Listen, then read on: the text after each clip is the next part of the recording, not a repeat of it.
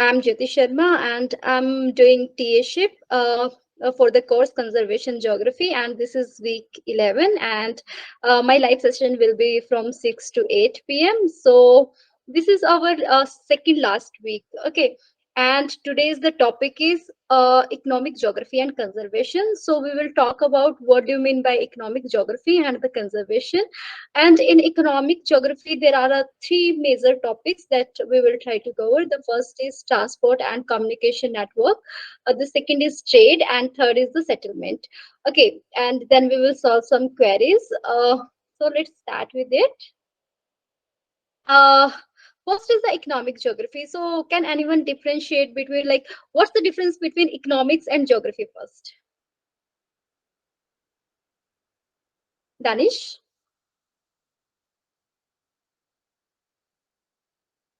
Kuldeep, am I audible? Yes, ma'am. Okay, so I want to know the difference between economics and geography first. So may you tell me the answer?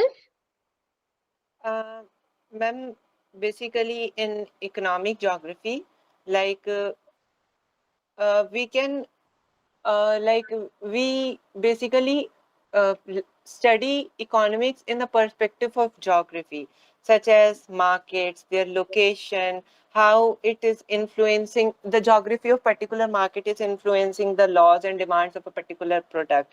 Whereas in economics, we basically study about the equilibrium of demand and supply.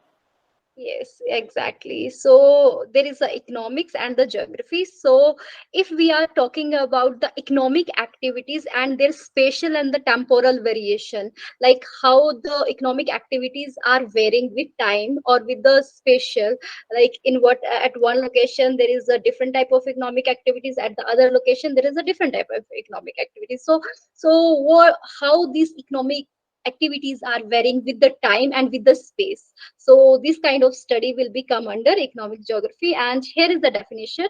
So economic geography is a branch of geography that deals with the spatial variation of economic activities and conditions. And the aim of this economic geography is to identify some pattern related to the economic activities across space and time. And then we also try to explain why this is happening, how this is happening. So this kind of answers we also try to search out. Then so what do you mean by the economic activities? So as you already told about it, Danish, these activities are related to like supply, demand, and and if we are talking about like exchanging the consuming goods and services, then we will obviously talk about the trades as well. So these kind of activities will come under the economic geography. Uh, okay, so our first topic is transport and communication network. So here we have one terminology, that is the linear infrastructure. That is very important for us to know before studying the economic geography. So the definition of this linear infrastructure is that those basic physical and the organizational structure means these are the structure that are physical in nature, that are present, we can see such type of structure and facilities, and these are needed for some kind of operation of the society. Okay, for example, we can see here we have the road, we have the train, we have the railway track, we have the pipeline. So such kind of infrastructure come under the linear infrastructure, and we have to keep in mind the shape can be linear, means straight, or it may be curve like structure. So this is the linear infrastructure. If we talk about because we are talking right now about the transport and communication, so why we are like talking about it in the perspective of economic geography, because these type of things aid in the development and the growth of trade and commerce by facilitating the first thing, the transfer of product, the second thing, commodities, and it also transfer the idea from one place to another place. For example, if I give you one example, suppose we have a uh, initially, one country there was a landline in one country, but in another country there was nothing. Then after some period, replacing this landline, we got our mobile or Android phone. But in another country where there was no any landline, just mobile or the Android phone jumped into that area. And how that happened? Because it is the idea that they got from the Android only. So here, these country couldn't like these countries doesn't need to do any kind of like basic research, but they can just go to the Android or the advanced type of research and can get this Android. So this is kind of the ideas that we can get from transport and communication. And we have some different communication connection modes. The first is road, railway, shipping line. You people all know about it. Okay. Then we this connectivity depend on the type of geographical location. Suppose if it is a very rugged terrain, then we can assume that the railway station will not be there, railway tracks will not be there, only the some roads will be there, right? So this connectivity depends on the type of geographical location, then the level of development as well. So if we see that we are the developing country, we have a good network of road, railways. But if you will go in the underdeveloping countries, you will find the scarcity of such type of networks. So the level of development will also decide the connectivity. Okay. Then the population density, obviously, if there is a population density is higher, then we can assume that there must be a good connectivity. Uh, if we see here the graph, travel time to city. So this is the travel time in the very neighboring city. For example, if there is a Agra or Mathura and Delhi, so what's the traveling time between two these neighboring cities? Okay, so this is kind of such map. So here we can see that in India there is approximately 1 hour it takes to travel from one city to different city, a neighboring city. But if you see that in Africa and in some South America, there is a like longer time to take. And in the Alaska and this upper part, Russian part, and such because of this location, I as already we talked that the connectivity depends on the topography as well. So basically dependent on topography at the higher latitude, dependent on the level of development. Basically in the Africa we can see that the time travel to cities are far longer as comparison to Delhi. uh, yes, exactly, Kuldeep. We really have a good connection of road, and even by air or by railway we can go. Yes. Then if we see the road density, then India density approximately lies from 100 to 250 meter per kilometer square, and it is really so good. And this road connectivity is again depending on the development, depending on the geographic locations. Okay, so this is the road density. And why we are talking about it? Because these roads, these railways are like the pillar for the economic development. Then if we see the railways, as Kuldeep you mentioned, that a good network of railways we can see in India, in European countries, and in the North America.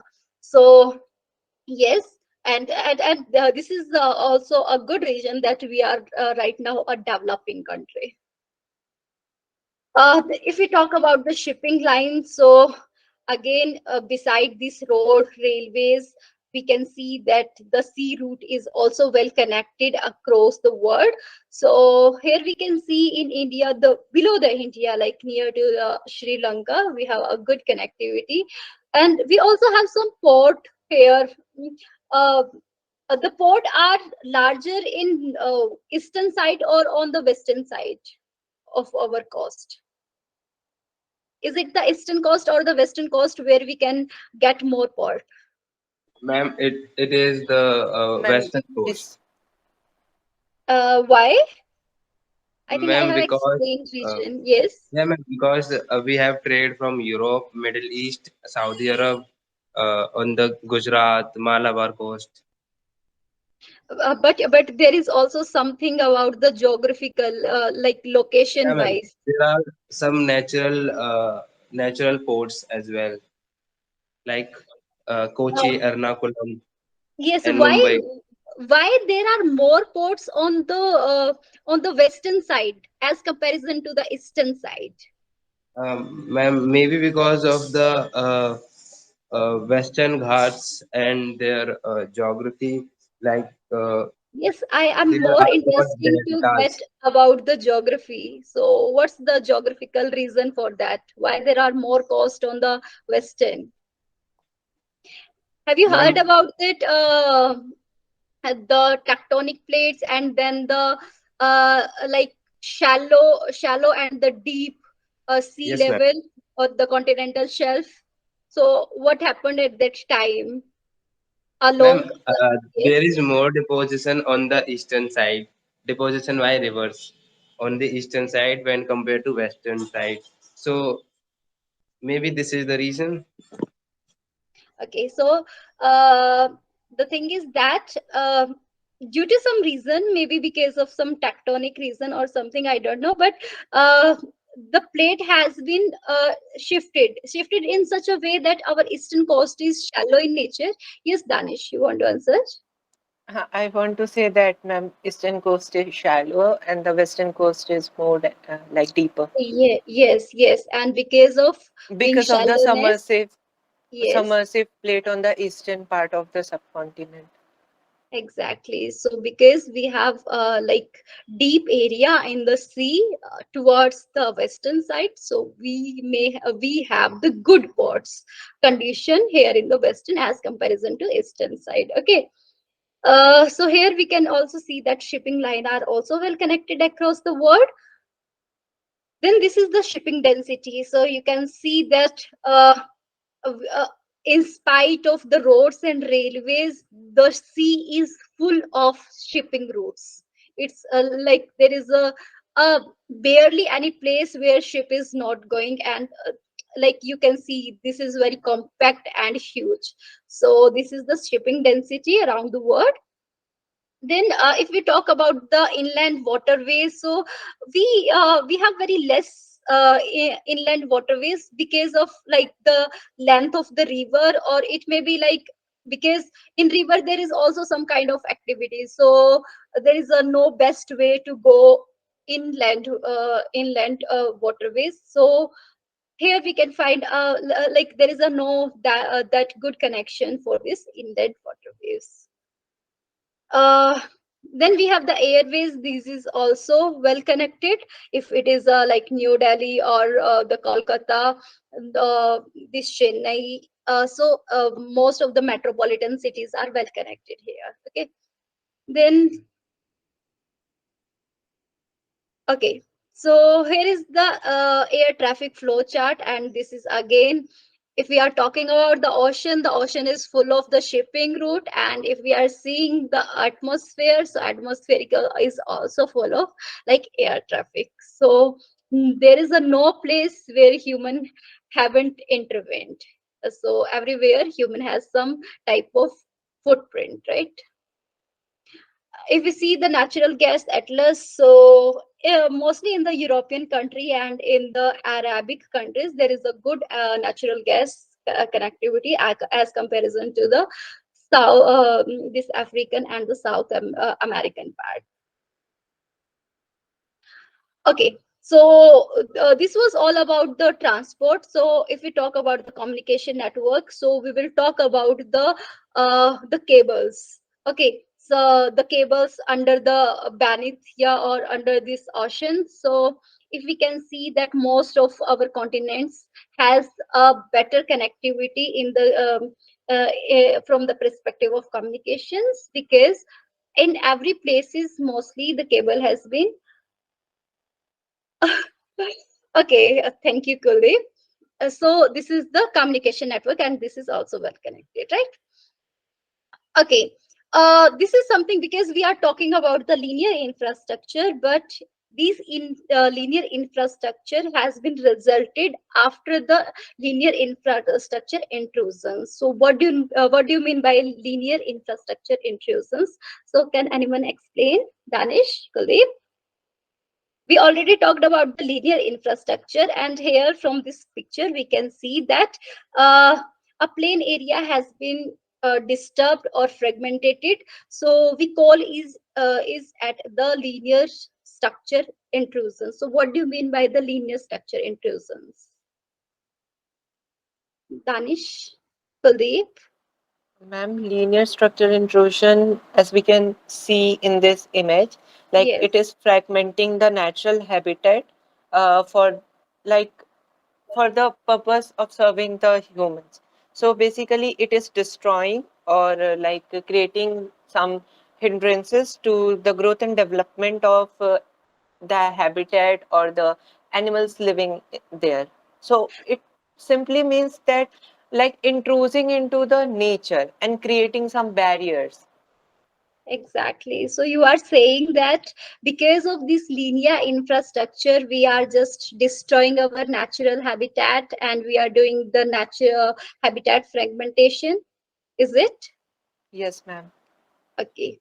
So if we talk about the linear infrastructure intrusions, so these are the intrusions or the penetrations into natural ecosystem, and because this type of infrastructure are man-made and such as road and highways. So here we can see that these intrusions cause linear opening through the habitat or breakage in landscape connectivity due to the infrastructure creation and the maintenance. Uh, these have a multiple ecological effects in terrestrial as well as the aquatic ecosystem. So if we see that because Danish already have explained like what effect we can have after this linear infrastructure intrusion. So yes, exactly. It creates fragments and also affect the core area of this forest. We will talk about it. Uh, these effects can be the habitat loss and fragmentation, because if there is a forest and if there is a road or the railway track has been built up in that area, so obviously there will be the habitat loss and even the habitat fragmentation, because forest has been fragmented into different parts. Then we have the spread of the invasive alien species. Can anyone explain how these intrusions can lead to the spread of the invasive alien species? We already have talked many times about it, if I'm not wrong. Kuldeep,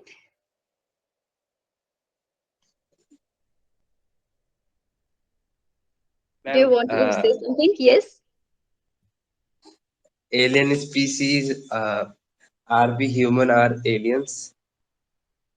Okay. Then what? I think you are watching a cricket match, Australia versus No, ma'am. India, right?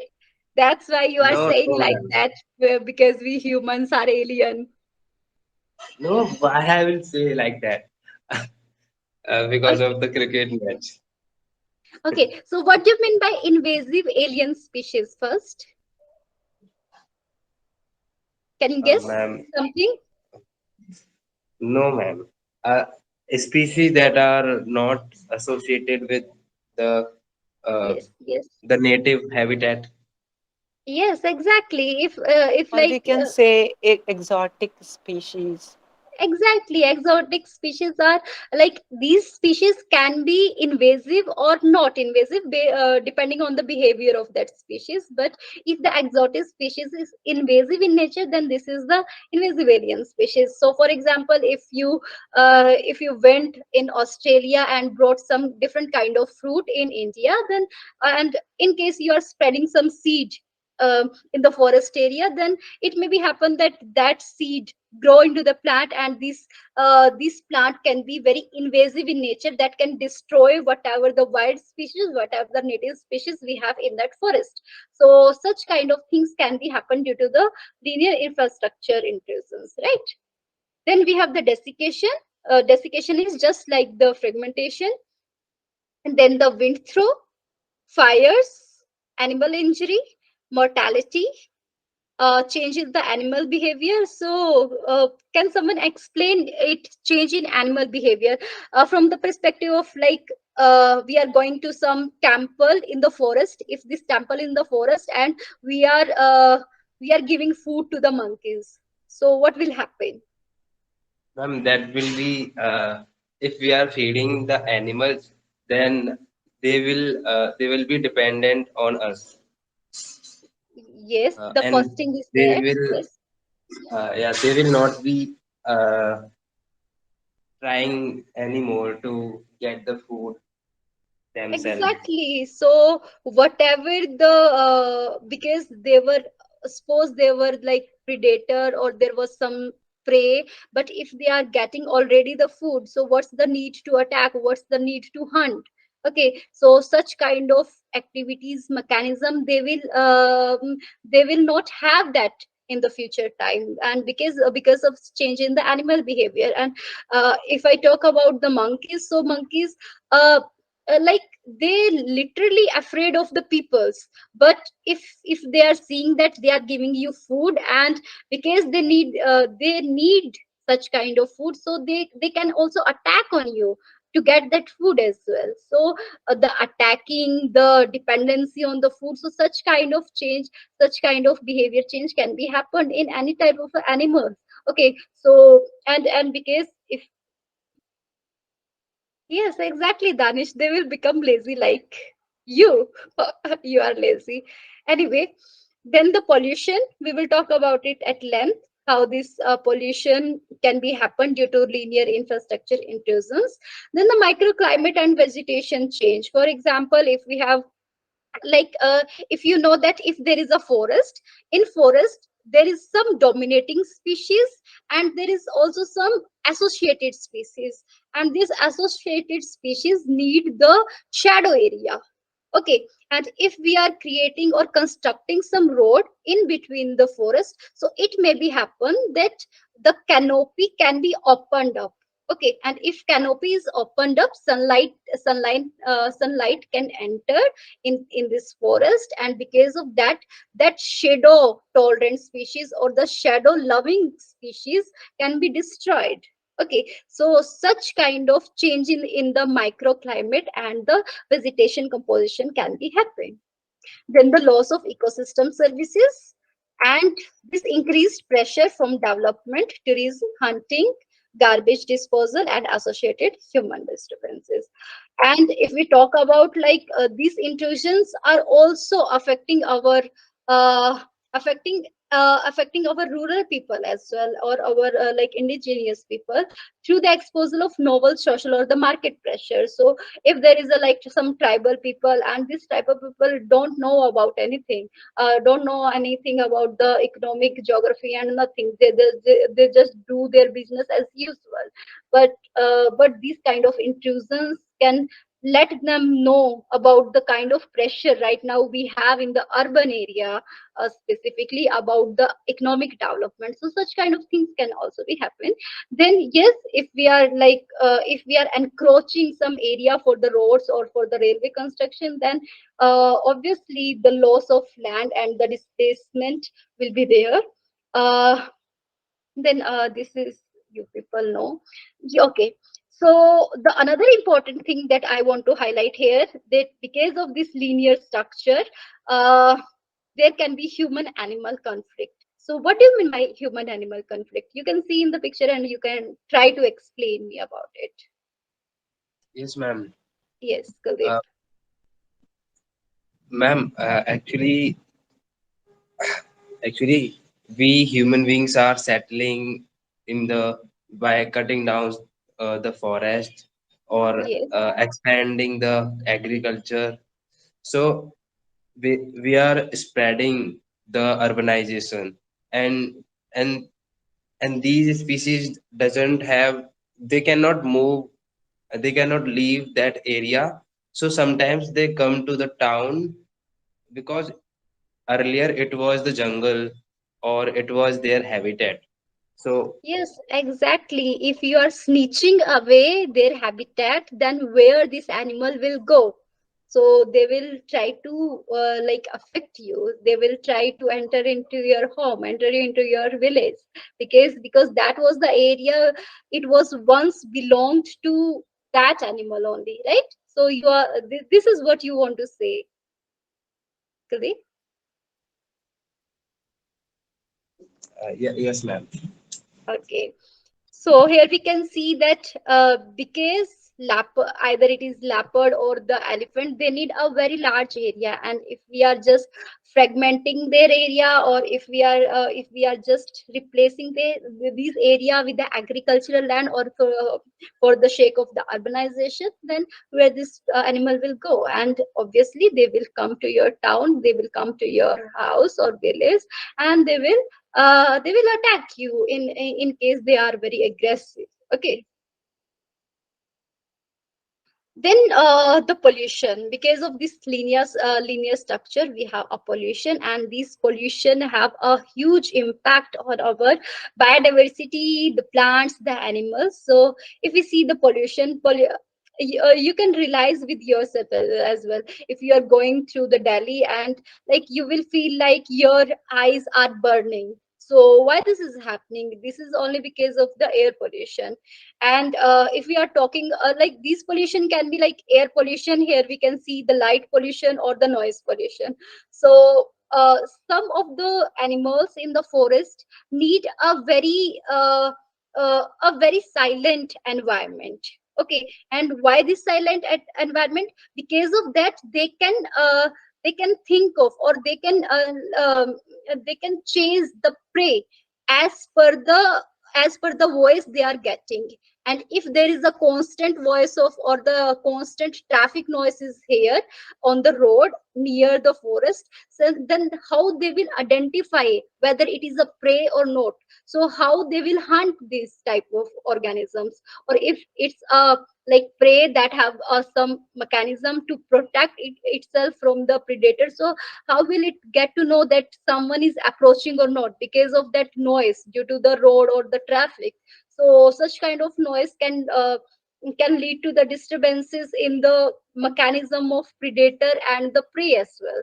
As if we are talking about the light pollution, so obviously some of the species need a very dark to hunt, because in such a way that they are not visible to the prey. And if they are visible, obviously prey will go somewhere else. So because of that constant light on the roads or in the city, because of that these kind of species are not able to capture are not able to target the prey. Okay, Kuldeep, what's your question and what you want to say? Ma'am, because of the this light pollution, we cannot Mhm. even see the stars, the night sky. We cannot see that properly. Uh, we cannot Yes. stargaze because of the light pollution. We have to go in very rural areas, or like in a desert or mountains to see the Milky Exactly. Way. Or Yes. So you are saying that whatever the natural scenic view we can see without the pollution, you can't, you are not able to see it because of the pollution.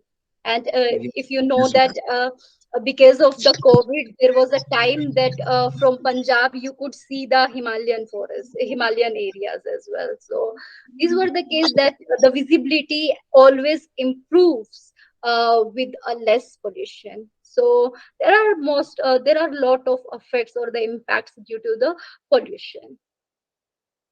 Then then here we can see that because of these garbage you can see on the roads and such plastic, you people know that the biodegradation of plastic is very high. It takes a hundred of years to decompose the plastic. So how this plastic will decompose? How you can like clear such kind of garbage from here? So it is very difficult, and it is also it is also not good to see. So this is the aesthetic beauty is being destroyed, or is being intervened because of this. uh and if you see this, can you guess what it is? Yes, you can guess, Kuldeep, what it is. ma'am, what, ma'am? On the What lab? is it? This orange and this water something. Can Ma'am, you guess what it is? SO4. No, this is not SO4. And what do you mean by SO4? Ma'am, Sulfuric oxide. pollutants of sulfur. Uh, Most of the sulfur pollutants are like gaseous in nature, except this sulfuric acid, that is H2SO4.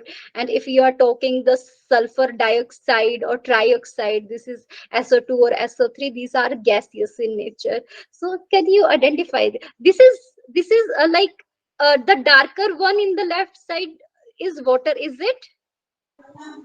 Yes, ma'am. Maybe phosphorus. Not phosphorus. Can you relate it with the oil spills? Yes, ma'am. Yes.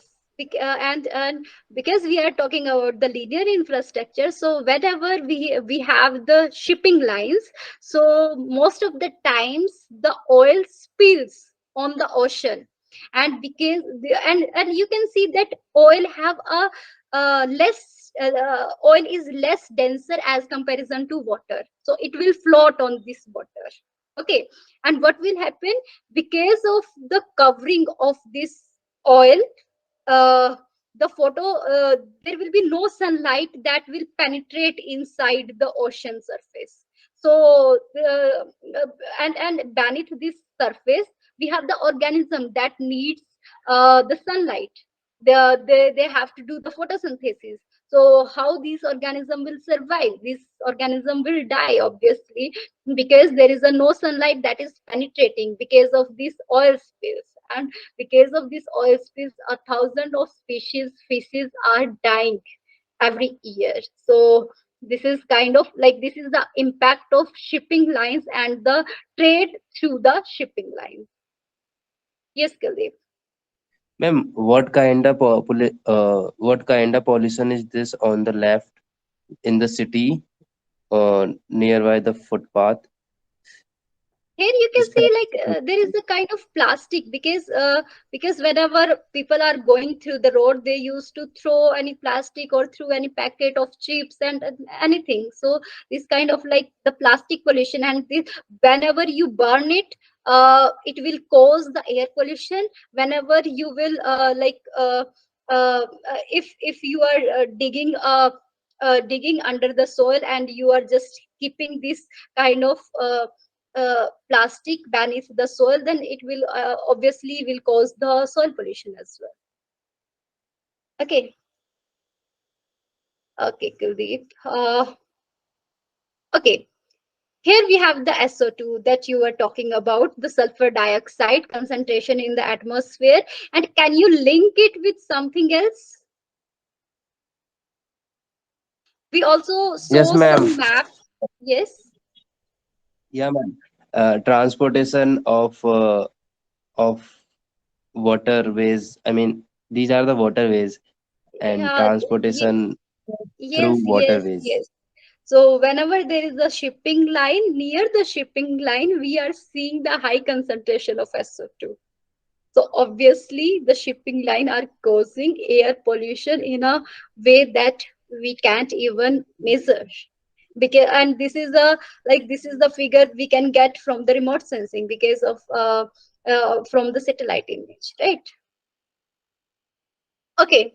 Then this linear structure can also lead to the accessibility of the forest, and because of this accessibility, if we people intervene the forest area, then obviously some loss of the biodiversity will happen.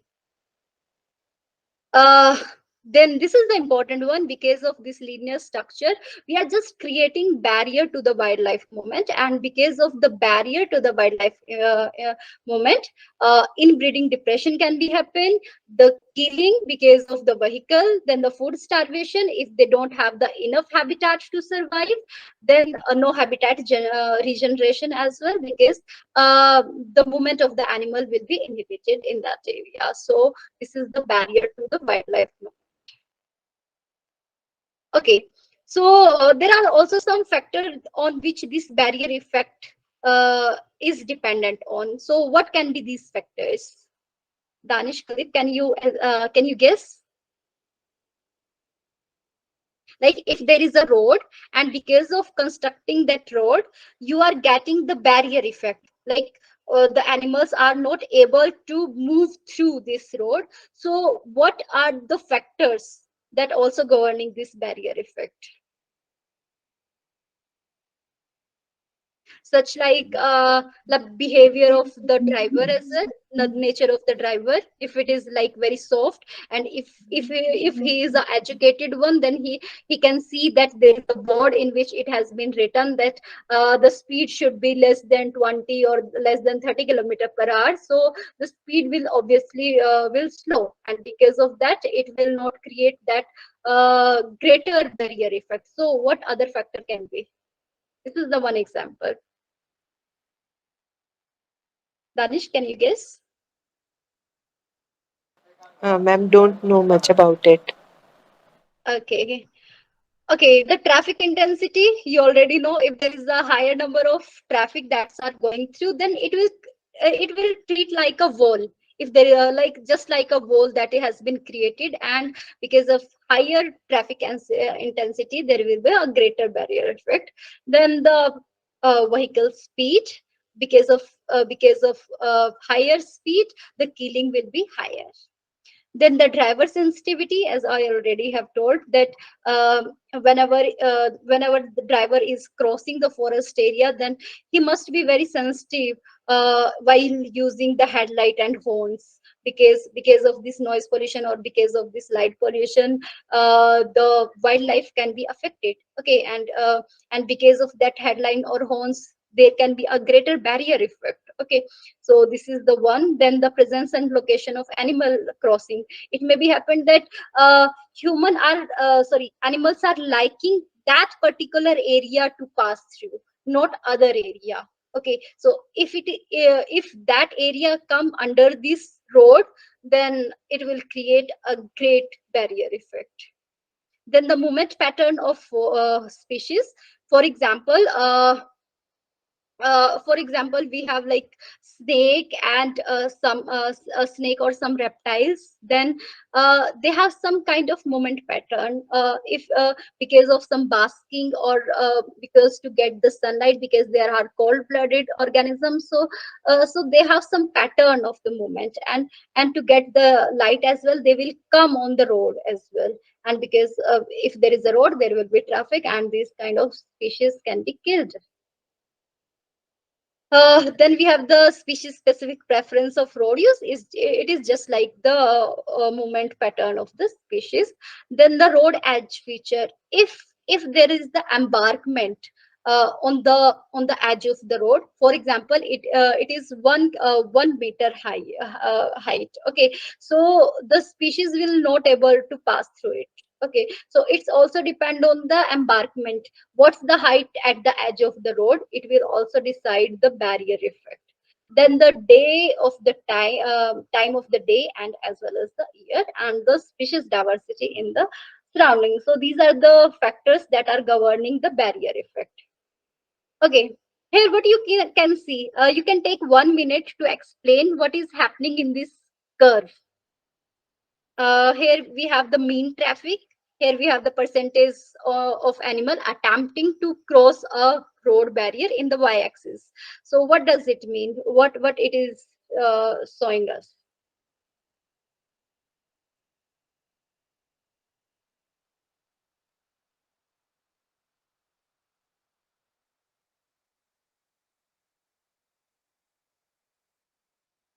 Danish, can you guess something from that Yes, curve? ma'am. Okay, what it is? Ma'am, if we see Mm-hmm. like in the limited like problem, the successful rate is somehow decreasing in total barrier, and the Yes. species which are like killed is very high. Here we can see Some that the organism that are being killed, is dependent on the like mean traffic level. Like it is a very average. It is neither this mean traffic is low or neither nor this high. So the killed is in between that. Why this is happening? Ma'am, because the traffic, uh, mean traffic vehicles per average day is increasing from 0 to 15,000.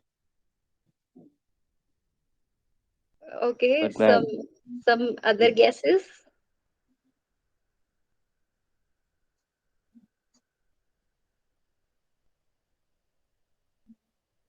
Like organism also have some kind of like behavior. If they are seeing that the number of traffic in that road is like medium, okay, they will have in their mind that yes, they can cross this road, okay, but but because these vehicles are moving, then they will killed off. Yes, Kuldeep. yes, ma'am, I got to know. Like, if if there is a less traffic, then they won't worry about crossing the road. They Yes. will cross it normally. And if it is increasing, i- they still don't care as much about it. But if the traffic is too much, then they will be aware of crossing roads. See, the thing is that if there is a no traffic, then obviously no organism will be killed. Every organism will be safe. If there is a higher number of the traffic or the vehicle on the road, then they can see it just like a wall. They will not cross it. Okay, but if there is a small number of, like if there is a medium number of traffic on the road, then they can have the guts to cross that road, and because of that guts they will die. So that's why here we can see that uh, near to near this 1000 or 2000 vehicle per day, when this is the number of killing cases are very high. And these you can guess is the other two graphs. These are very normal to comprehend.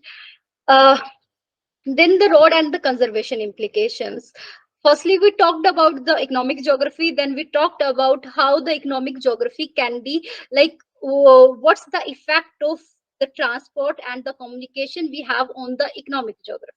Okay, then because of this linear infrastructure, either these are roads or the traveling whatever the traveling mechanism we have, and because of that we also have some conservation complications and conservation implications as well. So what are these? Because of that roads, the habitat are being fragmented. Because of that roads, we are just uh, destructing the habitat. There should be habitat. Then because of this road, the human interaction with the organism has been increasing, and because of that, again the behavior of the organism has been changing. uh, this is again the same thing. Then we must have some ways to go out from such kind of condition. Because of road we have some problems, and we must have some solution for such kind of problem. So what these can be? From this example you can guess what kind of mitigation measure we can have if we have road and we want to conserve our biodiversity. So can you guess what kind of things we can do? Yes, ma'am, we can make Barriers. barriers. Yes. Next, can you guess what it is? uh Second one is just looking like a weather cup, Second one is looking wind like cup, wind cup. this is not wind cup, but yes, the like the work is somewhat same. This is bird deflector. This the aluminium color thing, metallic, this one you are talking about. Yes, ma'am. Yes, this is a bird deflector. So whenever there is a like if there is a high voltage area in which electricity and this high voltage area can affect the birds, and you want this bird to know to not come here in this area, so you will use the bird deflector. So this is kind of bird deflector you can install whenever there is some urgency. Okay, you can this is again, you people told me that this kind of barriers we can install. What it is, like, there is a monkeys and there is a kind of rope. So what's the need Ma'am, of that zip rope? line, Ma'am, zip they are line. they try to make a road for the monkeys. Ma'am, Yes. they made the zip line so that they can use the zip line to cross through. Okay, so this is kind of the canopy bridge. If there is a one tree, then the second tree, then the canopy of this tree can be connected in the upper way, because at the lower side we have the road. So this is kind of the canopy bridge, we will say it. What it is? The long pipe. Ma'am, no idea about it. Siren. Not siren. This is just the sitting place for the birds, Oh, because okay. there are some birds that are flying a long distance and they want some space to sit on. Okay, so these kind of spaces can be provided by human by installing such kind of pillars. So okay, here we can see that measure to avoid, reduce, or remedy harm. So we have to search for the coexistence, because we will not, obviously, we will have the roads across the forest. We can't ignore it. Okay, we can't avoid it because of so-called the economic development. The government, the industrialist will always will get this land on a very low cost, and because of that they will like cut down such kind of forest. This will happen, but you have to search for the coexistence, how the organism can also survive with us. So we can have the land bridge, I will show it. uh, Second, the bird deflectors, the canopy bridge, the zip line you were saying. This is the canopy bridge. Then the glider pole. This is the pole to sit, the bird where these birds can sit. This is known as the glider poles. So these kind of poles can be installed. Then the bridge underpass. If we have bridge on which we have the road, so underneath of that bridge we can have the underpass from where the organism can go and can pass this road beneath this road. Okay, so this kind of structure are the bridge underpass. Then we have the box culvert. I will show in the next slide. Pipe culvert, fences. You here can see the fence we have in the right side. Then the maintaining canopy connectivity. This is once again the canopy bridges. So here we can see this is the bridge underpass.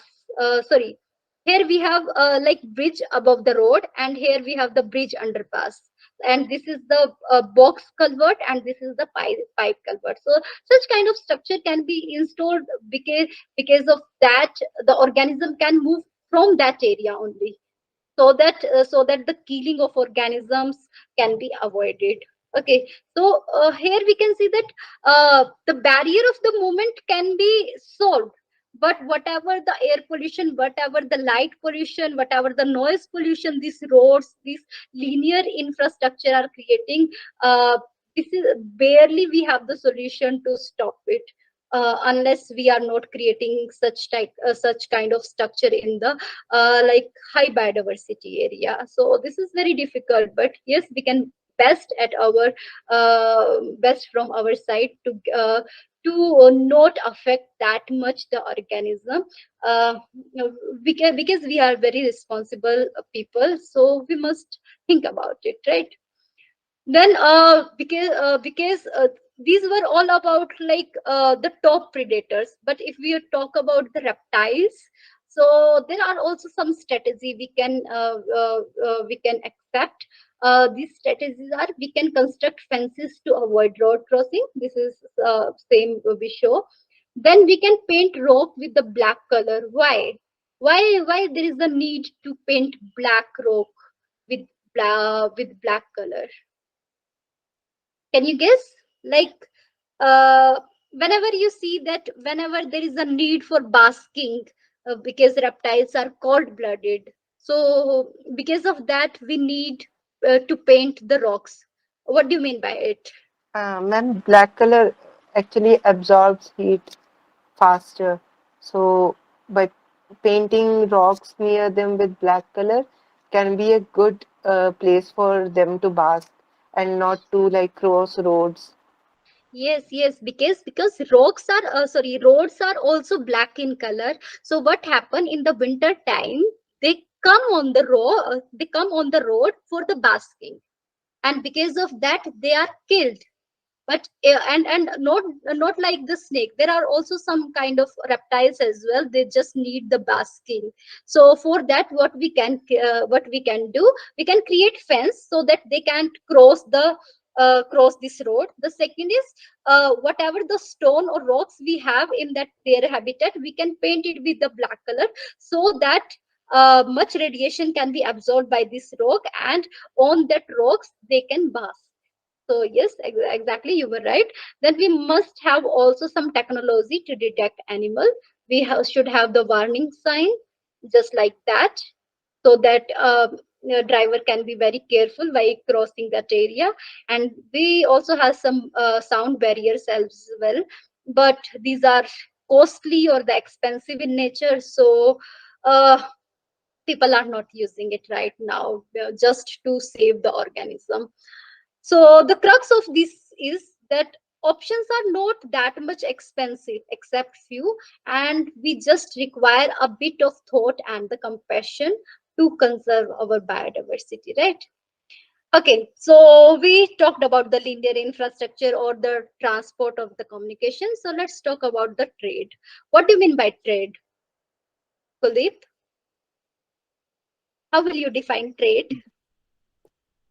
Ma'am, trade import and export of goods from either in uh, Mhm. internal or external. Like internal means within the country and or within the region, and external is with other countries. So you are talking about like exchanging the goods and services? Yes, ma'am. Okay. Okay, so the definition of trade is it is the voluntary exchange of goods and services between different economic actors. Okay, here we can see that it is a cute, it is a goat or something else. Yak. I'm sheep. Okay, it is a sheep, and this is apple. So they are just exchanging it for the sake of need. They both need, like, okay. So such kind of voluntary exchange of goods and services are known as trade. And since the parties are not under any obligation to trade, a transaction will only occur when the both party consider it beneficial to their interest. If there is a no any benefit while trading, they will not trade. Okay, so and we have, like, for the trading, this is kind of, what do you mean by this? Like, for the thing you are exchanging a thing, what it is Barter known? system, This is barter system. And what kind of system we have right now? currency system. Currency system, exactly. Okay, so because of that definition, we can see that if there is a no benefit, then there will be no trade. Okay, so there must be some advantages. So in trade, uh, we have two or three type of advantages. The first is absolute advantage. So this is like, if we have a corn with a one person, and if we have a computer with another person, and these two person want to trade. Okay, and when this person will trade, when there is some kind of advantage they have. So from that figure you can see that this person, suppose this is the country A and this is the country B. So country A can produce approximately 800 corn, but if it stop growing the corn, it can only produce 200 computers. Okay, but if we are talking about the country B, then it is producing 500 computer, and if it stop producing the computer, then it can produce the corn 400. Okay, so which country will produce what? Can anyone guess? Ma'am, what, ma'am? What Which country will country? produce what? Ma'am, country A will try to produce computers and country B will try to uh, produce corn. No, this is not the case. Can you explain me why? Yeah, ma'am, because they don't have that much that is in the demand. They can trade, na? Yes, yes, Danish. Ma'am, here country A will go on producing computers, like sorry, corn, and Yes, country B will keep on manufacturing computers. yes. And why? Because there is a benefit. For example, this country A is growing the corn, and this country is getting 500 Ma'am, 500 buses. Yes. basically this PPC production possibility curve is Mm-hmm. showing like how much unit of a certain good is produced in comparison to another. So if Yes. a country A is producing 800 units of PPC corn and 200 units of computer, so it will must grow, focus on corn instead of computer Yes. because it is producing more corns than computer. And similarly country B will produce focus on producing more computers than corn because they have demand, that's why they are producing, because demand and supply are proportional. If demand will increase, the supply will also increase. Exactly, Danish. So it's depend on how much input we have to give to produce a product.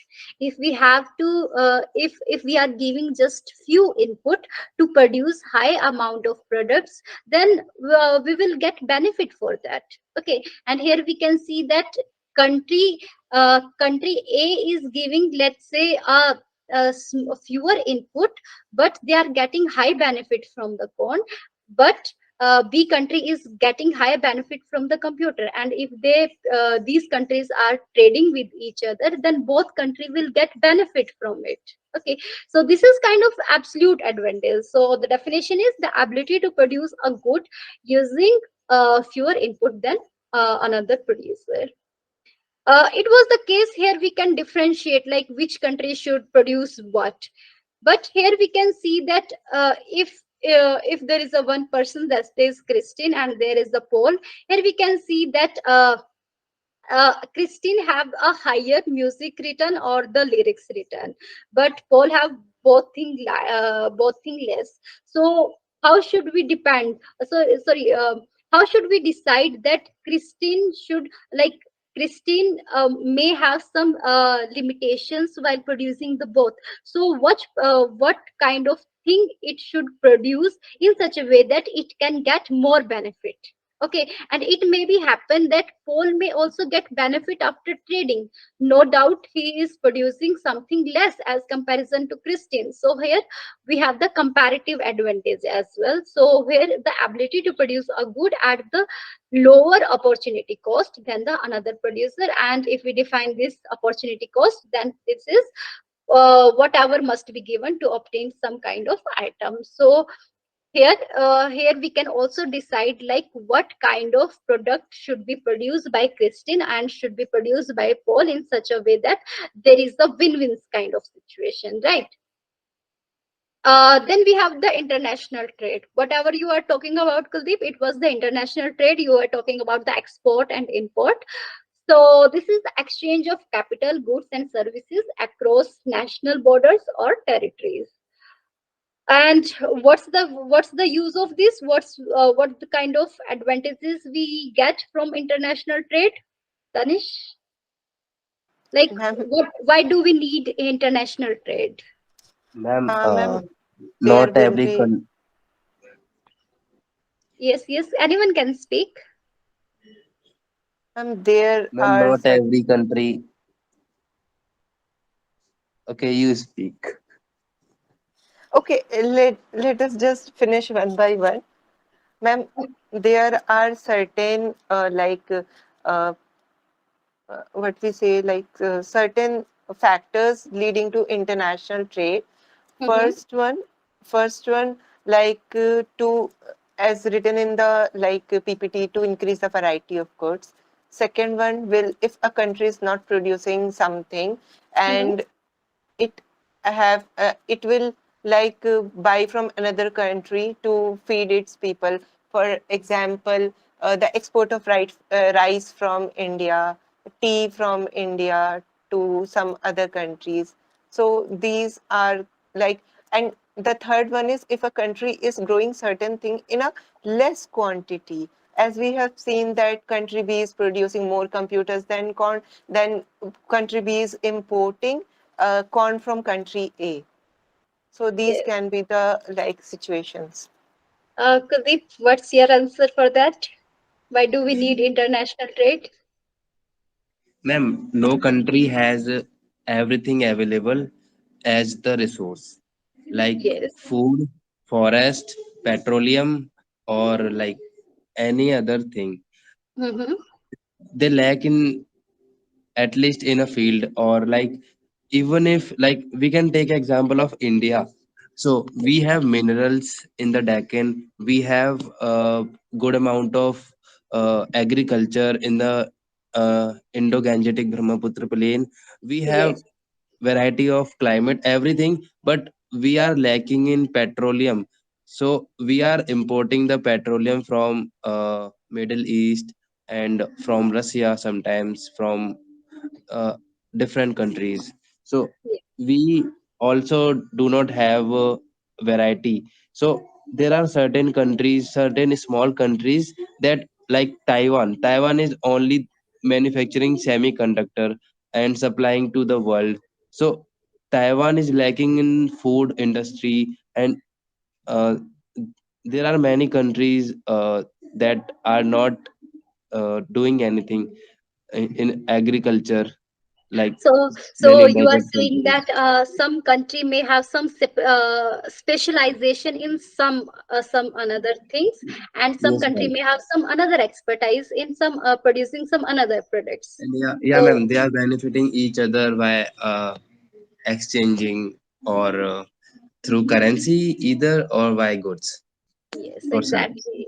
Yes, yes. So I also have like specialization permit economics of scale and lowering the price, because if there is a one country that have some kind of specialization, for example, if the country is producing the computer, and because this country have the specialization for producing the computer, so the input that have to given to produce that computer will be very low, and because of the specialization, because of the efficiency through which it is producing, obviously the price will be slow down, right? Then it can increase the competition, reducing market power of firms and consumers. If we have the international trade, then of course there will be much competition among the companies, among the countries, among the industries, and based on that, obviously the market price will be down. And whatever the monopoly we have in one country, let's say of a specific industry or the company, that can be destroyed, right? Then this can also enhance the flow of the ideas. For example, computer revolution can begin by importing few computers from abroad rather than making them domestically, and this is what we are doing right now. So for example, a country, for example, Germany is producing some kind of tools or the instruments, so we are just buying that tools in our country, we are opening it, we are seeing what kind of technology they are using, and we are copying it. But after copying it, we can also produce it, we can manufacture it. So we are kind of matching the technology they have with us. So this kind of enhancement of the flow of idea can be done. Same thing happened in the case of IHB. What is IHB? Ma'am, it's LHB. Okay, LHB, coaches of railways. What it is? LHB, I Uh, couldn't understand. Ma'am, Ma'am, it's a way, let me talk to it's a him. category of coach. Like, it's imported from Germany, and then India worked on its This is not technology the and topic started. to discuss here. res- I am just giving an example. Like, this is the coaches that railway adopted from importing coaches from Germany. Yes, yes. So such kind of thing we the developing country do, right? Ma'am, I have also some funny examples. Okay, what it is? Ma'am, I don't wanna give it. You can give it. Um, Ma'am, Yes. Danish will mind maybe. Okay. Like, ma'am, there are Yes. many big brands that are following each other in the competition. Uh, Mm-hmm. like specifically in mobile industry, there Mm-hmm. are there are many big brands like Google, Samsung, Apple. They are Uh-huh. following each other. Like if Samsung is innovating something, if Google and Apple they are innovating something, they are taking it in their phones as well. So so Yes, yes. this is what happening in the world, and we all are getting benefited by this. So this is good. This thing is good if we are copying the good thing. If they all are copying each other, then that's fine. Yes, exactly. But somehow whoever invented it must be benefited more than Yeah, the ma'am. person who is Ma'am, copying yeah. it. Patents are given to the company, and the Yes, yes, company sells it patents. Like whoever will launch the first 5G phone, then that company will have the first 5G patent yes, on some specific bands. So that will be selling to other countries, other companies. yes, exactly. So yes, example is like this is good example actually. So these are the benefit we can get from the international trade. Then also enhanced surplus and welfare. Okay, let's talk about the world price. So world price is the price of the good that prevails in the world market for that good. For example, uh, we have the native industries or companies that are selling pen at the cost of let's say 20 rupees. But if we are getting this pen from abroad, so we may get this pen at the price of 15 as well, and we can also get the price of 30 as well.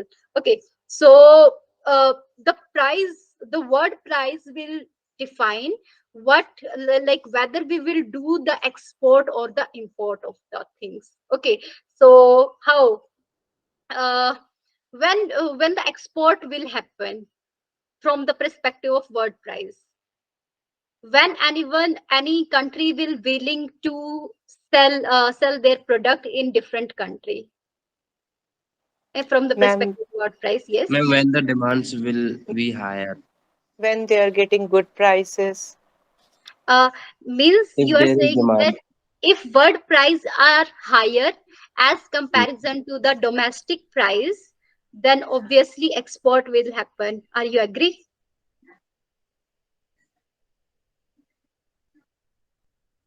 Kuldeep, are you agree? Ma'am, can you please repeat it? I'm saying that if word price are higher as Hmm. comparison to the domestic price, Hmm. then the company will go for the export. Yes, ma'am. It will be benefit for us. Yes, it will be benefit for the producer because producer will get higher advantage, higher benefit because the word price is higher. Is it? Ma'am, after exporting, the world price will decrease actually. No, I'm just trying to get the situation when there will be export. Why one country or one industry will export the things when there will be some benefit, right? And when this kind of benefit will be happened if the world price is higher as comparison to the domestic price, right? Are you not Or getting it? Ma'am, I cannot get it. Danish, can you explain, Kuldeep, why the export is happening in such kind of cases? uh, basically the export is happening because we are getting better price from out matlab, can I explain in Hindi? Yes, yes, you are speaking right. Okay, okay. हम export इसलिए करते हैं क्योंकि हमें हमारे country से ज्यादा बेहतर प्राइस बाहर की कंट्री से मिलते हैं, सिंपल। हाँ, and because of that, because तो मैम because आप यही कहना चाह रही थी ना? exactly, because in the world, in the like outside, every country have the higher price for that product, but in that specific country from where this industries is existing, so there is a high price in the world, so you will get benefit in exporting the product. Kuldeep, still Yes, stuck? ma'am. Got it.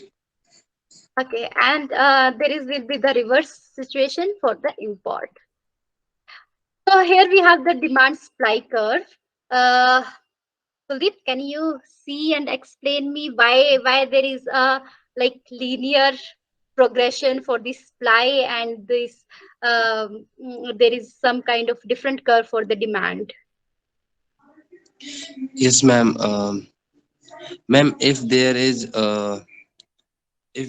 more supply, Mhm. sorry, ma'am, if there is more demand, um, No, demand will be the resultant. You are talking about the price and quantity, and based on the trend of price and quantity, you will estimate what kind of curve this demand and supply will follow. okay, ma'am. So, ma'am, if the price is increasing, then the Mhm. demand will decrease. But we Uh, also have third quantity. This is quantity. yes, There ma'am. is So, there is some relation between price and quantity, and when you will try to explain this relationship, then you will get the demand and supply curve. yes, ma'am. If there is less quantity available and um, less quantity available in the market, then the Yes, demands will high. If the yes, quantity is increasing, then the demand will be low, and the yes. yeah, that means the supply is increasing. So when the supply is increasing, the demand is decreasing. And when there is less supply, the demand is higher. Okay, and there is also equilibrium. So what do you mean by equilibrium? Ma'am, at this point, uh, Mm-hmm. demand and supply are same at this Yes, point. exactly, exactly. There is some equilibrium between this demand and supply. Danish, will you try to explain this curve? Oh, yes, ma'am. Yeah. Ma'am, as we see, we have two things like quantity and price, Mm-hmm. which are very interrelated. Yes. So when the price of a particular like commodity is increased, the demand will decrease and somehow the quantity will also decrease. And Yes. when the quantity will decrease, the supply will also decrease. And when the price will be like low, the quantity will be high, thus production will be high, the quantity will be high, so as the like supply will be high, and there will be a certain point of where the demand and the production and the demand will be same, and that point is known as the equilibrium. Exactly. So I think you people know about this demand supply curve. Then okay.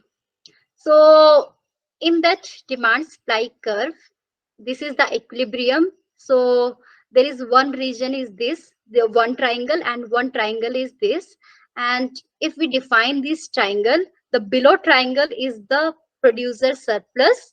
This is the reason where the producer is getting benefit, and this is the curve. This is the triangle where consumer is getting benefited. So let me try to explain it, because this is the equilibrium. Okay, equilibrium means this is the market price. For example, if there is a pen and the cost of this the market price of this pen is, let's say, 50 rupees. Okay, but if you are satisfied enough with that pen in such a way that if there will be if there would be 70 rupees for this pen, you would purchase it. Okay, so here we can see the price is, let's say, 50 rupees, but the consumer can get it even in the 70 rupees as well, but he is getting, let's say, in the 50 rupees. So this is kind of the red color triangle is the consumer surplus. This curve is showing that till, because our satisfaction is also up to the 70 rupees as well. If the seller is selling this product in the 70 rupees, we would have buy it. So here up to 70 to 50 rupees, let's say, there would be a curve. This will show the consumer surplus. Okay, then we can see that this blue color line is the manufacturing cost. For example, the manufacturing cost is the 30 rupees, but the market price of this pen is 50 rupees. So this is this blue color triangle is showing the producer surplus as well. Producer is also getting some benefit from such kind of trade. Okay, so here we have the producer surplus and here we have the consumer surplus.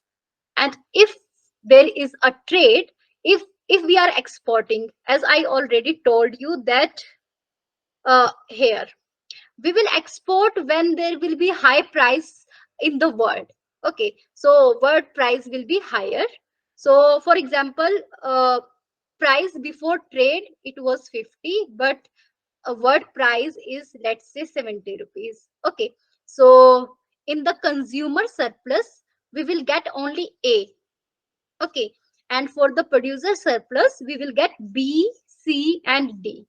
And if we are getting change, then the total surplus will be D.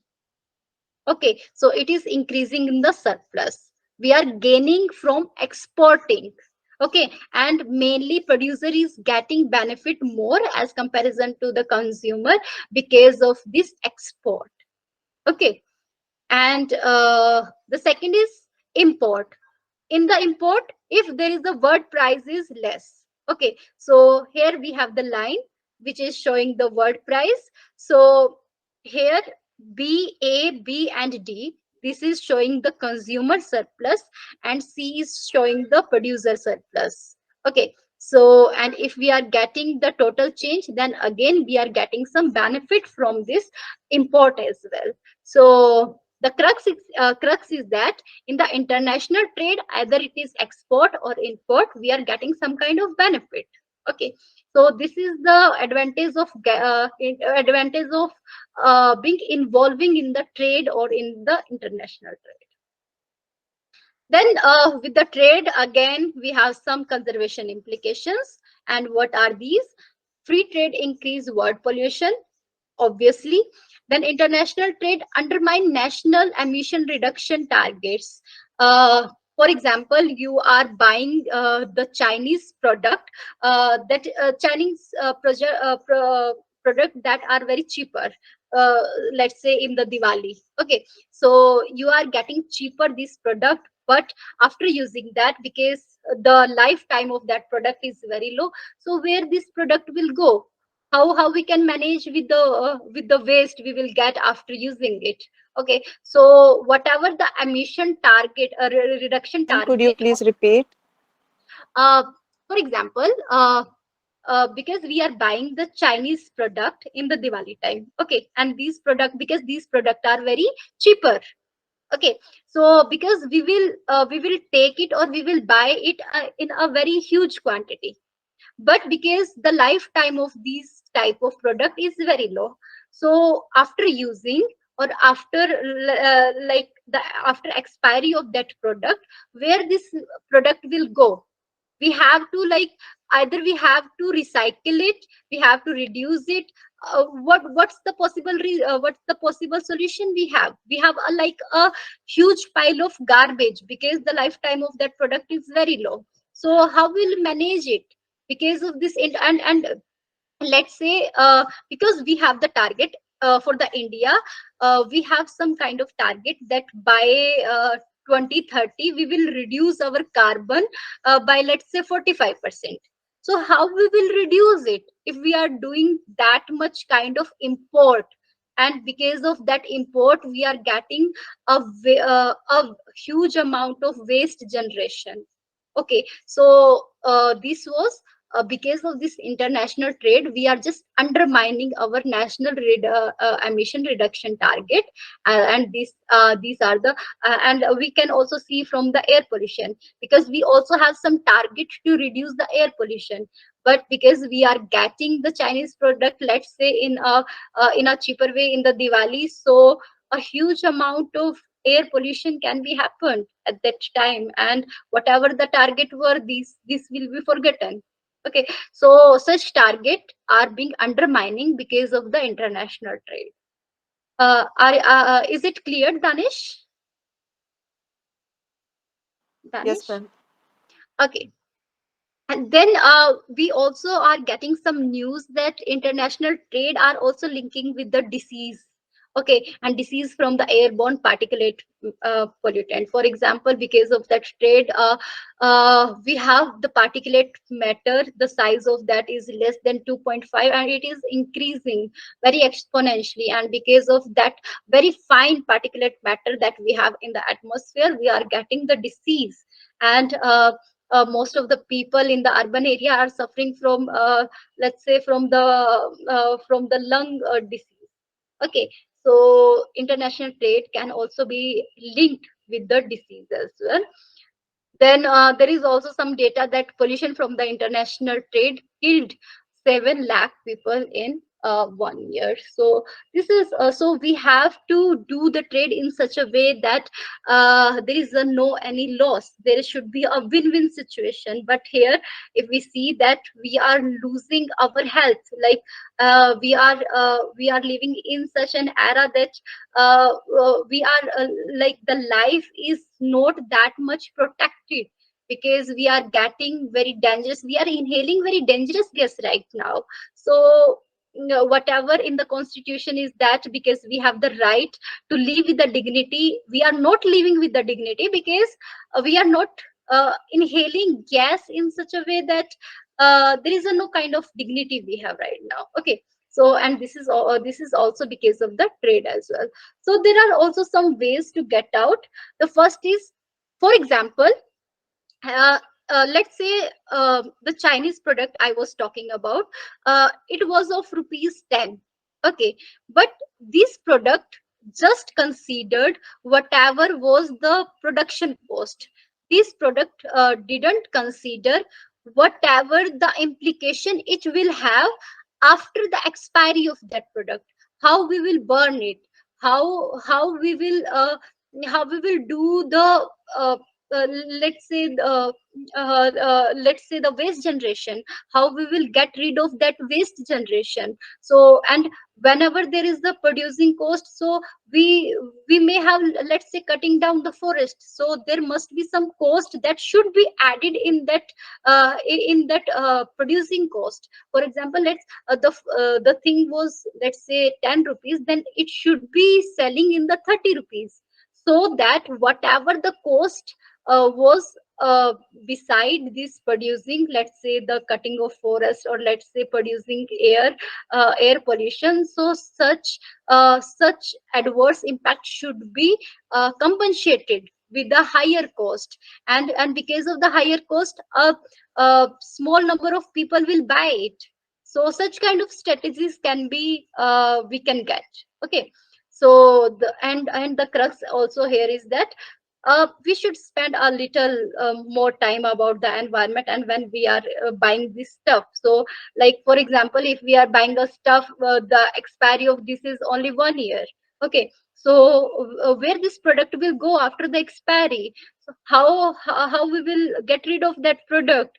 Either we have to burn it, and if we are burning it, it is releasing very dangerous gases in the environment. So how we will deal with this? So such kind of thinking we must have while buying any kind of stuff. Okay, okay, the next is the settlement. And first we will talk about the settlements, what different type of settlement we have, and the again the conservation implications of the settlement, right? So here is the population density map. So where India lies? You people are sleeping or something? Uh, no, ma'am. No, Okay. ma'am. So India where? lies between, Yes. some parts may lie Ma'am, between 250 to 1000, and some are Mhm. lying between 25 to 250, And the and unit of some population density is? uh, per um, person per square kilometer. Yes, exactly. So the population density is higher. Higher. Why? Because of being urbanization or being rural. Ma'am, rural. ma'am, ma'am, urbanization, Ma'am, rural. Or urbanization. or let's say because of some topography effect. Ma'am, there are many factors. So Yes, we have exactly. high. So yes, I just wanted to say that it is not because of rural, it is not because of like urban, because there are also so many factors. We will discuss about it, Kuldeep. So, ma'am, should I go ahead? Yes, please. Okay. So, ma'am, when we talk about India specifically, we have high population density in Bihar, West Bengal, UP. So, these areas are the part of northern plains. And beside this, we have a high population density in Maharashtra also and Gujarat also. So these are the areas of Deccan Plateau where minerals are found. So the companies can develop and plant their infrastructure, and people will get job. So population migrate to these places. And other than that, we have high population density in Kerala, some parts of Andhra Pradesh, Tamil Nadu. So these are the coastal regions where the climate is very suitable and moderate, not too warm, not too cold. So roughly the same throughout the year. So And there are other factors. you are saying that because of the topographical reason, there is a different level of the development, and because of that different level of development, there may be varying settlement as well, right? Yes, ma'am. And in Jammu Kashmir, you can see, Mhm. ma'am, there are hilly and mountainous region. Not even in Jammu Kashmir, you can see the Gujarat Kutch region and Rajasthan beside Aravallis. So Mhm. there is also less population density.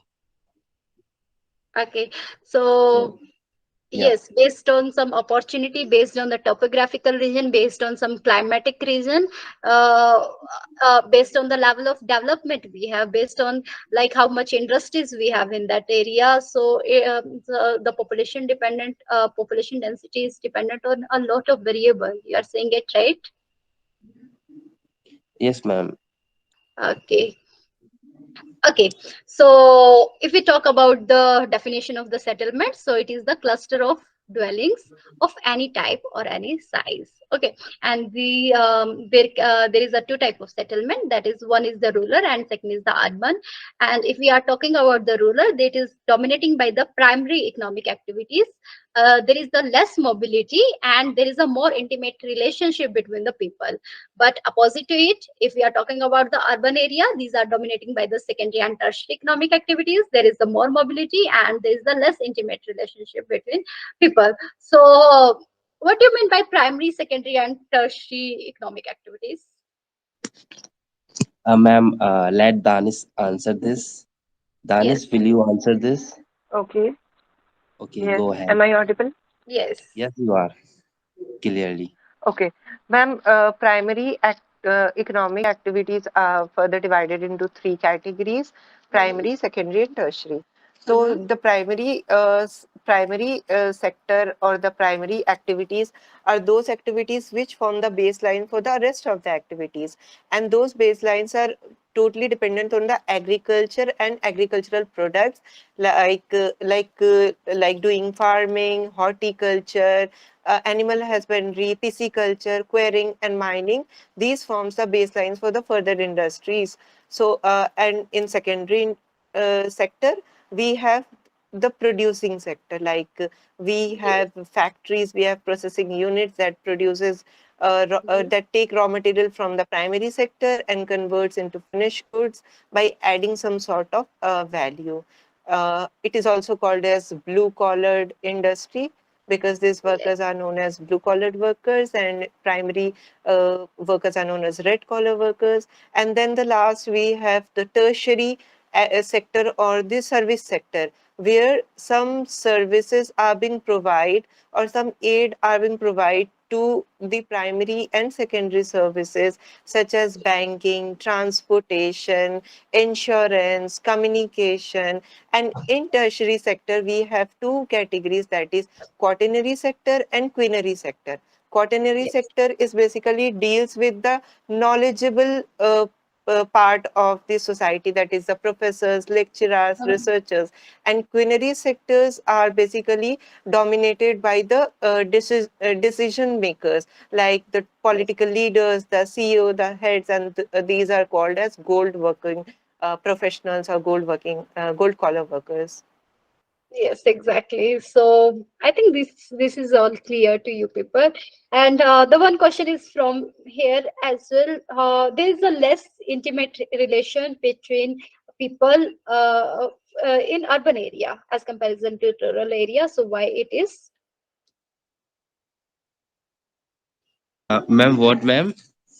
There is a less intimate relationship between people in the urban area as comparison to the rural area. Why it is? Ma'am, obviously, urban areas are time really नहीं है dense किसी के पास. and Because everyone goes in the urban area just to work.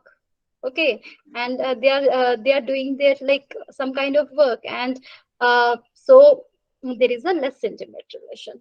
Obviously, there is no time for them to talk. Okay, so here we can see the Yes, majority ma'am. ruler and In the urban majority urban. areas, Yes. everyone is working, either the husband or the wife, mother or father. Mhm. Everyone is working. So there is very less time to intimate. Whereas in villages, like men are working and women are looking after the household chores. Yes, exactly. Okay, so the next graph is majority rural. We can see in the sky blue color, and the majority urban area we can see with the red color. So mostly in India, we have majority of the rural. Okay, then the urban percentage of population. So India, how much percentage of our population is in urban area? ma'am, 28 to 39. 28 to 39.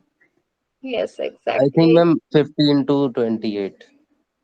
15 to 28.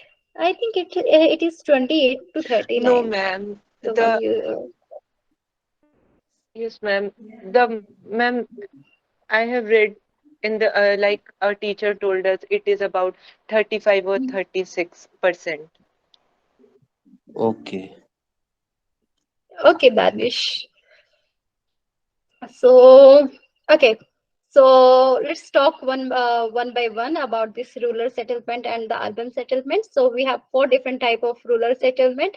The first is clustered, the second is semi-clustered, the third is hamleted, and the fourth is dispersed. So let's talk about it one by one.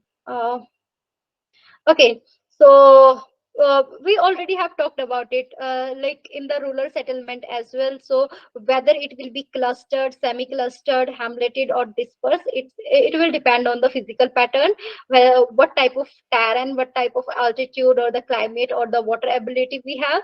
Then it will also depend on the cultural pattern, what caste, what religion we have in that area. Based on that, the rural settlement will be dependent. And the third is the security pattern. If like if we want defense against the theft or the robberies, so we must be like in the collective manner. So this will also on this we will also dependent on the type of the rural settlement. So the first is the clustered settlement. Here we can see that uh, all the houses are clustered or the compact with each other. So these are compact and closely built up. Okay, and here we can also show like different pattern as well. I show you like here, if there is a pond or the water availability in the center, so in the periphery of that water availability, you may have multiple houses. Okay, so this will create a circular type of pattern. If there is a long road, and on that road you have the houses, and these houses are compact and closely built up, so this will be the linear structure. So for example, if there is a y-shaped road or the t-shaped road, so this will also create the t or y-shaped pattern as well. Okay, so we may have different type of pattern in the cluster settlement. So it may be linear, it may be ribbon like. Ribbon like means if there is a multiple roads in between that, then you will get the ribbon shape structure there. Then the circular, the y-shaped, and the t-shaped, and these are generally found in that area where there is a requirement of the defense and the security. For example, there may be a so there may be happen that there is the invasion or uh, the stealing is happening there. So people are trying to aggregate or collect it in such a manner that they can install a defense against that theft. Okay, so such type of settlement can be found in that area. Then if there is only a single source of water, so wherever, so whatever the houses we have, it will be near to the that water source. Okay, then if there is only one road for the connectivity, so whatever the houses we have, this will be near to that road only. So such kind of settlement, such kind of areas will have this clustered settlement. Then we have the semi-clustered or the fragmented segment. So this is the cluster one. The first is below it we have the semi-clustered, and here we have the dispersed. So whenever we are talking in between the clustered and dispersed, we will get the semi-clustered. So it may be formed due to the fragmentation of the clustered, or it may be happen due to the aggregation in the dispersed type. For example, so it may result from fragmentation of the clustered settlement. For example, if it was a clustered settlement and a road has been constructed in between that, so what will happen, it will fragment it into two parts. So this will be the semi clustered. And for example, these were three families, and uh, generation by generation, there may be some clustering near to the main house. So this will be the clustering in an area in the dispersed settlement. So semi-clustered can be formed because of the clustered as well as from the dispersed settlement. Uh, then dispersed settlement. These are mainly caused by the nature of the terrain or the ethnic factors. So, for example, if like there are different different hills, and in that hill, at only a specific place we can build our house. Okay, so it may be happen that at one hill there is a one house, another hill there is a one house. So, in such a way, this is very dispersed in nature. So because of the terrain or the ethnic group, so there is for example, there is a tribal people. So one tribal family can live 1 kilometer away from the different tribal people, because there is some requirement of the agriculture or for the land area. Or let's say there was a like nothing there, it was a land. So some people came to that land, and they built their house at the center of that land, and surrounding that they have the farming land. Okay, so if everyone has the in the center they have the house, and around it they have the farmland, then again it will create the dispersed settlement. Then we have the hamleted settlement as well. Here the settlement fragmented it into physically separated unit, all bearing a common name. So there are different type of names such as Panna, Para, Pali, and Thani. So such type of name can be given to the hamleted. So this is nothing like, for example, we have a village, and a little bit away from that village we have, let's say, 4 or 5 houses. So this will be known as the hamleted settlement. Okay, and locally we can call them with the different name. Then we have the urban settlement. So in urban settlement, we will talk about the towns. So we have two different type of towns. One is the statutory town, and the second is a census town. And in the statutory towns, this is kind of legal town. When there is a municipality or there is a corporation or there is the cantonment board or some notified area committee. So if such kind of committees or the organization we have in that area, then we will call it a statutory town. Okay. Then we have the census. Based on the census, we can also call a town if we are following some criteria. For example, if there is a minimum population of 5,000, or for example, if 75% of male are working in the non-agricultural areas. Okay, and for example, if there is a density of population that is higher than or equal to 400% per kilometer square. So in that cases, that village or that area can be known as the census town. Okay. Uh, then we can also classify this town based on the population we have. So we have class 1 town if we have the population larger than the 1 lakh. We have the second town, third town, fourth town, based on the population we have in that area. Yes, Kuldeep. Ma'am, we are living in class 1 town. We have population You, over yes. over a million. Okay, so is it Aligarh? Yes, ma'am. Okay, so your Aligarh is class 1 town, right? What, ma'am? Okay, Yeah, yeah. okay. I think then I'm also living in this class 1 town. Anyway, let's proceed. Then there may be the classification on town based on the functional characterization. So, for example, if many of the administrative work is happening there, then we will call it the administrative town. For example, New Delhi is our administrative town. Then industrial town is Bhilai, transport town is Vishakhapatnam, mining town Singrauli, commercial town Saharanpur, garrison or the cantonment town Mao. Then the educational is just like the Oxford, because of Oxford and many of the educational institute we have in that city. Then the religious or cultural, for example, Varanasi, and tourism town, for example, Masuri. So based on the functional characterization of town, we can also classify them into different classes. Okay. So again, we Ma'am, also have some. Yes, Kudeep. ma'am, commercial town. Uh, what are the functions of commercial town? What are the? Functions. Have you ever visited the Saharanpur? Whenever you will go from like Delhi to, and let's say Delhi to Dehradun, have you Haridwar. ever visited? Yeah, ma'am. Yes. I saw it. Okay. So, what type of industries we have in the Saharanpur? Can you guess? Ma'am, I have no idea. Because our bus was going at night. Okay.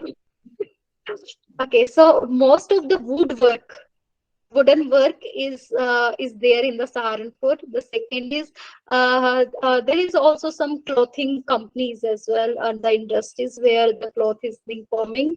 Then there are also some companies related to that metal things. So like commercial is like when it have a different type of companies and different type of industries that have the manufacturing units in the Okay, ma'am. classified. Got it, ma'am. Yes. Then again, we have some problems of urbanization. What it is? The urban sprawls. What do you mean by urban sprawls? Can anyone guess? We can see from the definition as well.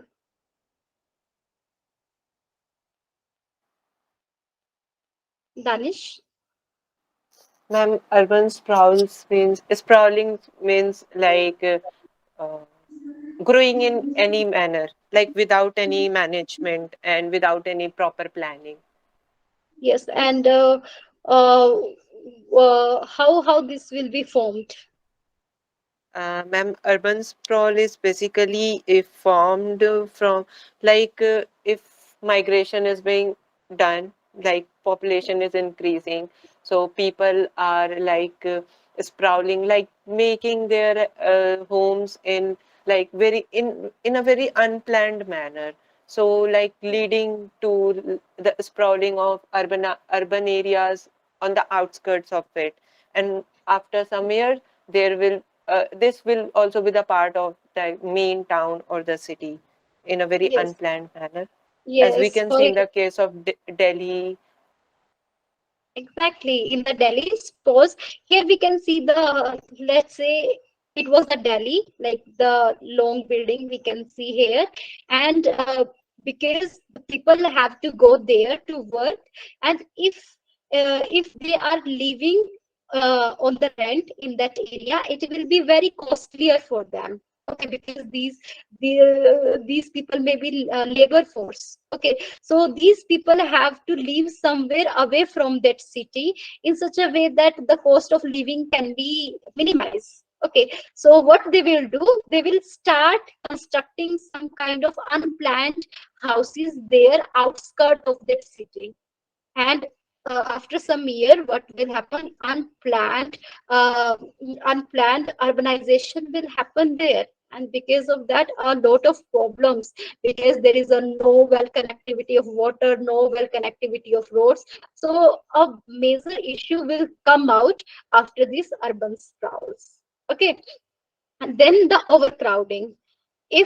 If we don't want to like travel more, we will be there on the rent in a very nearby area where we will walk. Okay, so this will create the overcrowding area. So Ma'am, what just is kind of CBD? CBD is a central, what it was, a central district. B was something, let me search it. What was it?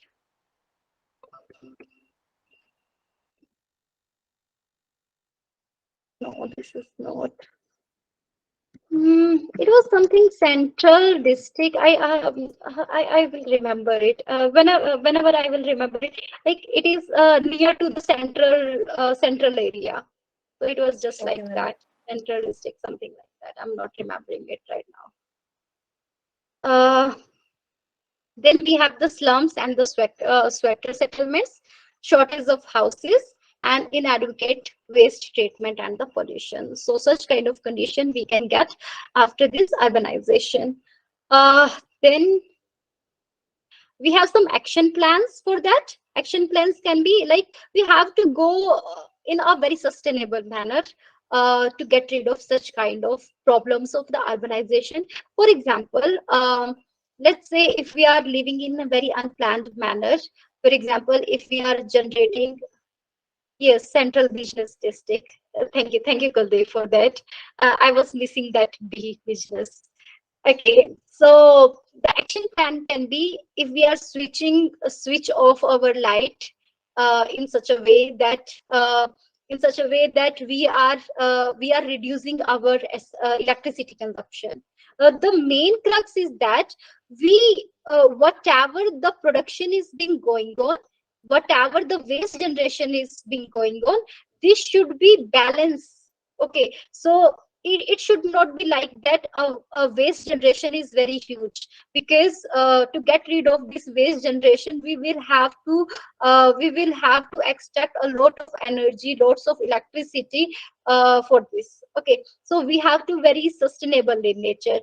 We have to be travel in such a way that there is a less traveling. Okay, the first thing is that we must get a room in such a way that there is a efficient water recycling or the electricity recycling. What we can do is we can like install the solar panel as well, so that the electricity whatever we are getting, it is like we are generating it itself. So such kind of thing we can manage. So this is the provisioning of well functioning a public transportation option and the bike lanes. For example, in spite of taking the ride in the car, we can take the buses, or we can take the public transportation, so that there is a not that much overcrowded, or there is a not that much noise pollution or the light pollution whatever we are getting on the linear infrastructure, so we can avoid it. Then the planning the location of the infrastructure so that people have to travel less. So the crux is that we have to be manage our city in such a way that it is very sustainable in nature. Okay. For example, energy efficiency everywhere from home to street home to public amenities. The energy should be very efficient. The waste efficiency.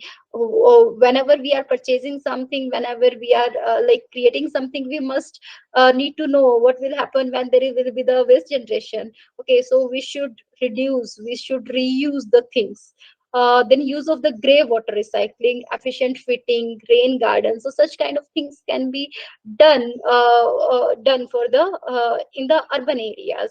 Then the use of green material with recycling and the carbon storage capabilities. The use of light weights and the recyclable material, wood and local material. So for example, I will give you some example. Then the use of technology to improve efficiency. For example, when I visited Pune last week, then I saw that whenever we are entering in the washroom, light is automatically on, and when we are going away from that washroom, then light is off. So what is happening? So this is kind of the technology they are using, just uh, in a very efficient manner. Okay, so such kind of technology can be utilized or installed for the energy efficient. Okay. Then the gardens and the landscaping to improve the air quality. So whenever you have a house, you can create a rooftop with a garden in such a way that whatever the dangerous gases you are releasing from your house or from your itself, like if you are releasing CO2, also there should be net balance zero. Okay. There is a very pronounced term right now, net zero carbon. What do you mean by net zero or the neutral zero? It means that whatever the carbon we are releasing, we must neutralize it with somehow. So such kind of things can be happening. We can create, if we don't have the space for the like horizontal garden, we can create the vertical garden on the wall as well. So there are a different way, but you have to think about it. You must have some ideas, you must have some compassion, so that you can be very energy efficient. Okay. Then efficient for this waste management. For example, whatever the you are washing your vegetable and you are bathing, so when this water can be utilized in the gardens, because this water is full of the organic matters, and your garden will flourish if you will use that kind of water, in spite of giving the fresh water, in spite of giving the groundwater to that rain garden or some kind of garden. So you must have to think some ideas how you can save everything. Okay. Then maximize use of the renewable energy resources. You people also know about this solar panel, this wind energy, and different type of energy that are renewable in nature. You can utilize. Okay. So the crux is that you have to be more sustainable in nature. Okay. Uh, Here we have the assignment. Yes, I also gave you one example. When I visited area, it was like in Uttarakhand, where like all houses were made of the thatch or the wooden, the one thing we have to keep in mind, that we may have get some like passive cooling and passive warming as well. Okay, for example, if you are installing AC, in installing you are cooling your room actively in nature. But if you are installing a large window, if you have a wooden house, so the cooling and warming is very temperate in nature. You don't need to have the AC. You don't need to have extract more electricity from anywhere. So in such kind of passive cooling and heating can be done, and so you can save a lot of electricity. Okay. So there are so many ways through which those we can do the sustainable management. Okay, so is it clear, Kuldeep, or you have some question? No, ma'am. Okay, so can we start solving the assignment questions? Yes, ma'am. Okay, the Singrauli can be best categorized as, Mining town, and where this Singrauli is situated, in which state? Singrauli. Ma'am, Yes. no idea, ma'am. It might be in Jharkhand or Madhya Chhattisgarh. Pradesh. Which one is more sure? Ma'am, Madhya Pradesh. Kuldeep, what's your answer? Ma'am, I'm not sure. Okay. Ma'am, Jharkhand. Mm. Okay. So Kuldeep, just explore about it. But yes, it is the mining town. Then the rain garden are primarily meant to Increased recharge Increase in recharge. groundwater. groundwater. Yes. Which of these are the example to mitigate the impact of linear infrastructure on wildlife? All of All these. of those. Okay. Then Varanasi can be best categorized as.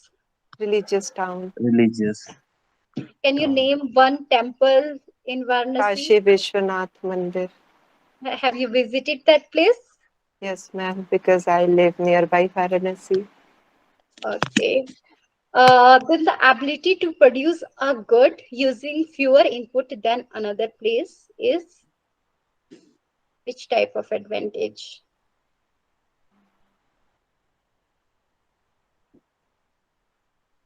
Absolute advantage. Comparative.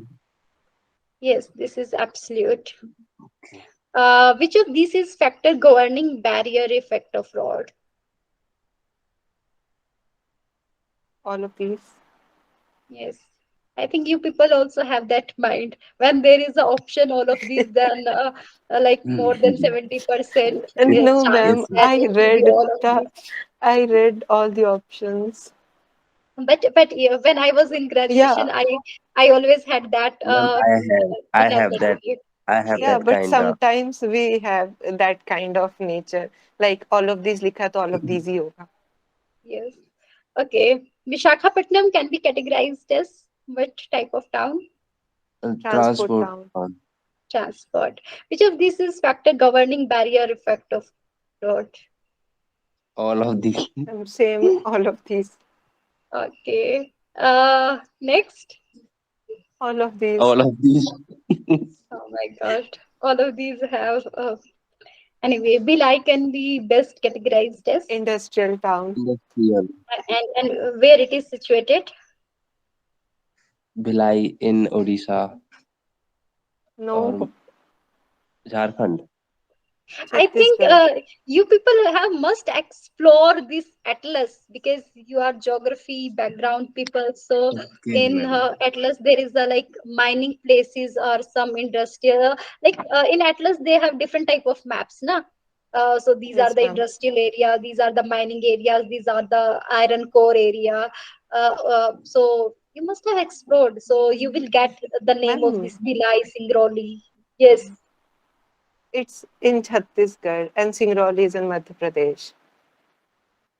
Okay. So this was all about this week 11. I think one